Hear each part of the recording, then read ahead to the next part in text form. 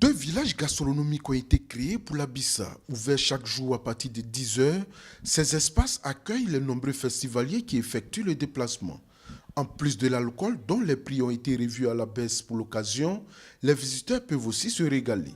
On y trouve un peu de tout à des prix raisonnables. Il y a un peu de tout, de la sauce, de crevettes, de l'escargot, de cabri braisé, cabri au four, tout. Les plus heureux, ce sont les tenanciers des maquis et des restaurants.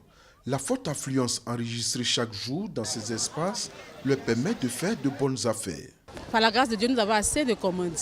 Nous disons merci à Bissa et au comité d'organisation. Un système de tickets a été mis en place pour faciliter les transactions. Les clients d'abord vont vers les vendeuses par rapport aux différents prix de nourriture et ce qu'ils veulent manger. Ils passent la commande, ils totalisent le nombre et la somme de ce qu'ils doivent manger. Et ils viennent au guichet et c'est ici qu'on va transformer leur argent en espèces, en tickets. Voilà, donc c'est avec les tickets que les vendeuses peuvent les servir. Sans les tickets, elles ne peuvent pas. Ça facilite du côté de notre groupe, ça facilite aussi du côté des vendeuses. Cette histoire de discussion, monnaie et tout, nous on essaie de gérer ça parce que c'est professionnel. Entre frères et sœurs ou entre amis, on peut le dire sans risque de se tromper, les visiteurs passent du bon temps. L'alcool coule à flot et le doux vent marin contribue fortement à encourager les fêtards dans leurs œuvres. On a fait le déplacement depuis Abidjan pour venir voir un peu qu'est-ce qui se passe à cette édition d'Abissa.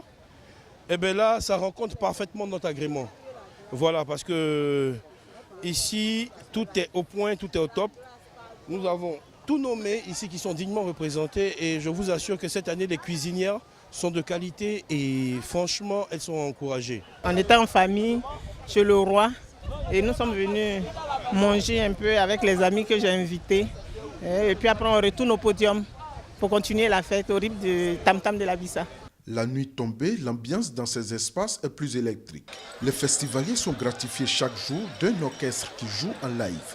Mais mieux, certains artistes de renom sont aussi invités pour entretenir les nombreux visiteurs qui viennent de toute la Côte d'Ivoire.